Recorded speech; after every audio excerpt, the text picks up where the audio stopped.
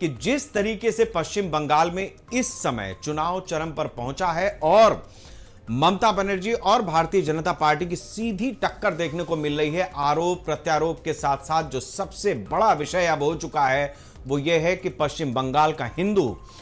पिछले कई वर्षों से जिस तरीके की स्थिति को फेस कर रहा है, देख रहा है, झेल रहा है, वो अब उसके लिए अझेल है। भारतीय जनता पार्टी के पास ये बहुत बड़ा पहलू है इस पश्चिम बंगाल विधानसभा के चुनाव में।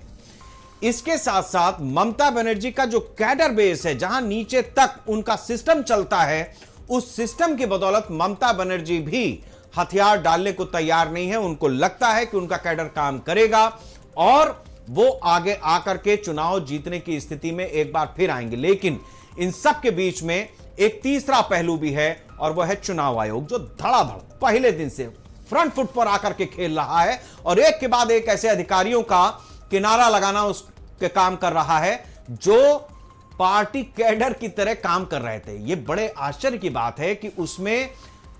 प्रमुख सचिव, मुख्य सचिव, चीफ सेक्रेटरी से लेकर के डीजी से, डीजीपी से लेकर के तमाम ऐसे पुलिस के अधिकारी और प्रशासन के अधिकारी हैं जो इस बहती गंगा में माल कूटने में आला नंबर के वफादार साबित हुए हैं। ऐसे वफादारों पर चुनाव आयोग का डंडा ऐसे ही समय पर चलता है और जाहिर सी बात है कि जब चोट तगड़ी लगती है तो बिलबिलाना भी तेज होता है। लेकिन ये चोट अगर वास्तव में असर दिखाती है तब तो इसका फायदा है, वरना पश्चिम बंगाल की वो करोड़ों करोड़ जनता इस बात को बहुत अच्छी तरह जानती है कि अगर परिणाम वैसे न हुए जैसा कहा जा रहा है तो फिर उनके घर जलाए जा सकते हैं, उन्हें जिंदा जलाया जा सकता है, मारा जा सकता है। और ऐसे में भद्र लोक की सबसे भद्र महिला का तमगा लिए हुए ममता बनर्जी उन्हें बचाने नहीं आएंगी, क्योंकि 2021 में भी वो नहीं आई थी। ये ममता बनर्जी बतौर मुख्यमंत्री,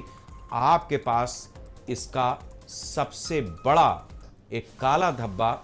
ये आपके पूरे 15 साल के कार्यकाल में लगा हुआ है, क्योंकि 2021 के चुनाव परिणाम आने के बाद हिंदुओं को पलायन करना पड़ा था अपनी ही भूमि से, अपने ही पश्चिम बंगाल से, और दूसरी तरफ घुसपैठ बराबर होती रही है। नमस्कार।